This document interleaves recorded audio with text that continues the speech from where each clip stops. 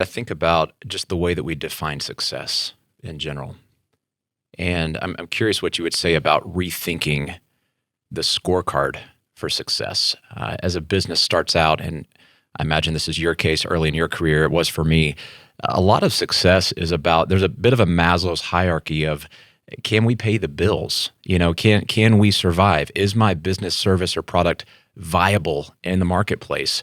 But once we check off these boxes and we start to think about meaning and purpose, hopefully we ascend a little bit more towards the contribution we're going to make, how we're helping other people. I know for me, it wasn't until my dad died that I really went on this journey thinking about my whole life and how short life is, and evaluated how am I living? How much energy am I putting into my legacy versus just performing and achieving, the next trophy on the wall? How should we be rethinking what success looks like for us individually and maybe even for our companies? Well, first, Daniel, I'm sorry for your loss. Thanks. It's something obviously that so many people have had to deal with on a different scale this past year. And I think if there is a silver lining, right, because we can't undo those moments of loss, it's that after traumatic events where you lose someone close to you or you go through severe hardship, roughly 15% of people end up with post-traumatic stress disorder. And, that's obviously terrible news, right? Nobody wants PTSD. I think the good news is, though, over half of people experience the opposite of PTSD, which is called post-traumatic growth. It's where you say, look, I wish this hadn't happened, but because I have no other choice, I am going to get better from it. We see people come away with greater personal strength saying, you know what, if I survive that, I can get through anything. They often have gratitude that they didn't have before. They come away with stronger relationships with the people that they made it through hardship with. And to your point, they especially end up with a new sense of possibility and purpose, saying, you know what, I am going to make the most of my time. They become people who pursue meaning, not just success.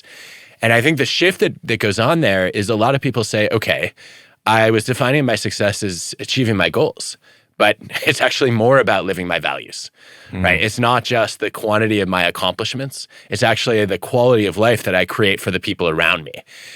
And my favorite test of meaningful work has always been to ask people, if your job didn't exist, if you were not leading this small business, who would be worse off? And the groups of people you name, the individual humans that you name, those are the people who give meaning and purpose to your work. And those are the people that you want to try to figure out how to serve better. Yeah, I really like that. That's a great question. Good exercise to do, to list out that list of people. And hopefully it's not a short list. If it is, that would make me rethink, how am I leading and how are those relationships going? I'm curious, in sticking with my own experience, and hopefully this is helpful for our listeners, I have thought about, since my dad passed away, with what I'm seeing now and how I'm thinking about my life and thinking about being more available for people, being more interested in genuinely serving, not just as a means to building a successful, whatever crusade I'm on. I've thought a lot about what would I go back and tell myself a decade ago that would have actually gotten my attention enough to learn what I've now learned through the trauma. And so as we're talking about people who experience trauma, oftentimes that is a catalyst for this whole new take on life and this pursuit of meaning and purpose. Is there a way to help actually experience that catalyst without experiencing a trauma? Is there a way that we can engage at that level in our minds and our hearts without going through a significant storm? That's such an important question. I only recently actually did I have a term for it. So I wrote a book with Sheryl Sandberg, Option B, after she lost her husband suddenly. And one of the questions that she asked was exactly on that. She said, well, okay, post-traumatic growth. Obviously I have no other choice but to learn from this tragedy. But is there such a thing as pre-traumatic growth? Can you get the learning without the trauma? And I would love to see more data on this, but I think your exercise is a step in that direction, right? Of doing a little bit of mental time travel and saying, okay, you know what? We're often given this advice, carpe diem, seize the day, live in the moment. Sometimes the moment just sucks. right? And you actually want to rewind to the past or fast forward to the future. And I think that's often where we gain the kind of wisdom that you're describing. So I think looking back, right, when you go through hardship, whether it's personal or professional, one of the things that a lot of us do that I think is a big mistake is we see it as a completely unique event. So Daniel, we've been seeing this a lot during the pandemic. People say, you know what, I'm not really sure how to cope with this because I've never been through a pandemic before. And unless you're over 100 years old, right, none of us have. And so how in the world am I possibly going to face this and grow from it? Well, what if you take a wide-angle lens and recognize, okay, you know what? Never faced a pandemic, but you've been through loss, you've been through failure, you've faced heartbreak, you've probably been depressed and lonely at some point in your life, right? And if you take those past experiences of adversity, you can learn a lot of lessons from your own resilience and then grow through the kinds of things that have helped you get through other difficult events. And then I think fast forwarding is also a pretty helpful step. There's evidence showing that if you can imagine your future self and what advice your future self would give to you, you actually can anticipate some of that wisdom and say, okay, 10, 20 years from now, what are the choices that I'm making that I might regret? What are the things that I'm too worried about that I just won't care about? And one thing we see pretty consistently in the science of regret is that most of people's regrets are not the actions they took. They're the actions they didn't take. They're the what if moments where we say, you know what? Yeah, it hurts to fail, but it hurts even more to fail to try. And so I think that's another exercise that's worth doing, which, in some cases we can actually just do through reflection. In other cases, there's evidence showing that if you give advice to other people, you actually make better choices than you would have if you just made the decision for yourself. Why do you think that I think is? the problem is when we're deciding, we focus on all the trees in the forest. Whereas when we're advising, we take a step back and we look at the forest and say, all right, let me just think through what are the one or two most important factors here. And so I think anybody who's stuck right now, this is the perfect time to say, find somebody else who has a similar problem. Go and give them some recommendations. And then the advice you give to them is probably the advice you need to take for yourself. I like that. It's not the angle I thought you would go. I can see the value in that. I thought you might talk about the importance of getting outside perspective and getting some coaching. It's really difficult to see into our own blind spots. It's probably impossible.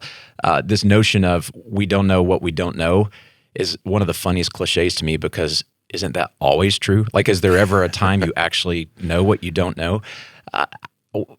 Let's unpack that a little bit because I think coaching and outside perspective, it's something for me that has been super valuable and also uncomfortable. But many times I look back on experiences with somebody else who was pushing on me a little bit. I'm like, I never in my life would have gotten there on my own. I never would have looked over into that dark corner of my life and seen what they were kind of calling out and getting me to confront. Yeah, I think you're talking about rethinking what it means to have a network around you. Right? Most of us, when we think about building a network, we're thinking about a support network. The group of people who encourage us, who cheerlead for us, who build up our confidence when it's shattered. But I think we also need a challenge network, which is a group of people we trust to poke holes in our thinking and also help us see the blind spots that are invisible to us. And one of the things I did after writing Think Again was I went to a bunch of the people in my life who have been my most thoughtful critics. And I said, hey, you may not know this, but I actually consider you a founding member of my challenge network. I haven't always taken your feedback well. Sometimes I've been defensive. Sometimes I've just been, I've been on a path and I sort of dismissed it because it seemed diverting. But I've always appreciated how much you push me to rethink my own assumptions and to try to get better. And I know that sometimes people hold back on telling me the truth because they don't want to hurt my feelings. But the only way you could ever hurt my feelings is not telling me what you really think.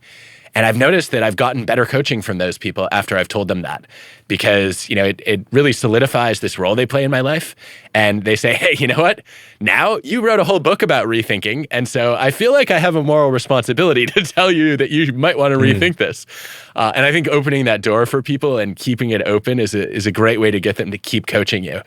Daniel, how do you do that? Because I know you get coaching not just from a formal coach, right? But from lots of colleagues informally. How do you create that psychological safety for them to give you the critical feedback that you may not want to hear, but you need to hear? I can tell you for a long time I didn't. A long time, I'd ask somebody, how do you feel like I'm doing in our relationship or as your leader? And they would say, fine. And what I heard was everything is fine. And I would move on to the next thing. And it was actually a coach who told me, hey, there's some areas where you're not paying attention to feedback and you need to be more proactive in making it, I think the phrase you said is psychologically safe. And that was really confusing. Like, what do you mean safe? Like, if Dave needs feedback, I give it to him. If other people need feedback, I'm going to let them know. And I think there's certain people wired like me where if we're thinking it, we're just going to say it. But many people don't feel comfortable doing that. And so first of all, I had to take my own projection of the way that I did this with other people off of the people that I was looking to get feedback from, because they may not be wired that way. And then secondly, instead of just saying, how do you feel like we're doing? I learned that getting really specific, when somebody said, I feel like things are good, or you're doing great at A, B, and C, I had to almost frame it in a way where I'm like, okay, but if there was one thing I could work on, what would it be? Well, in meetings, it seems like sometimes you're kind of tuned out. Okay, cool. In meetings, something about my presence in meeting. Okay, on a scale of 1 to 10, if 10 is I'm super engaged the way you want me to be, you feel like you're the only person in the room, you feel like I'm talking the right amount, listening the right amount, 10 is perfect in terms of my conduct in meeting, and 1 is I suck, I'm not even there, I'm not helpful at all. Where would it be right now? Well, and most people want to, again, be kind. And so they're not going to say a 1, but they might say a 6 or 7. Yep. And then I can go, okay, how would I get from a 7 to a 10? And it's almost like I have to guide them through this where it's felt very safe for them to go, oh, you're really asking. And you're really giving me a framework where I can still be kind and complimentary to you and our relationship, because nobody really, unless they're just a jerk, really wants to just dog you and completely bag on you.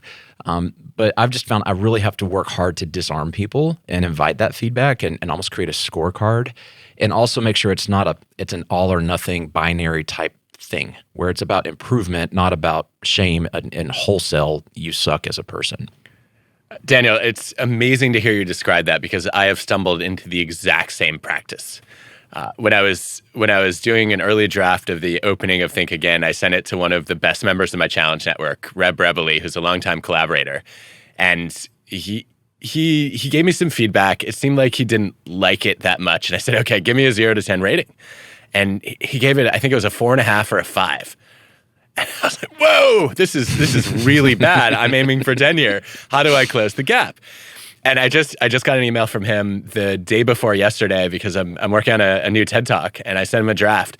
And I didn't even have to ask this time. He said 7, 7.5. And then he gave me a list of things that would close the gap. And then the next draft, he gave it a 9. I'm like, okay, good. We're making progress here.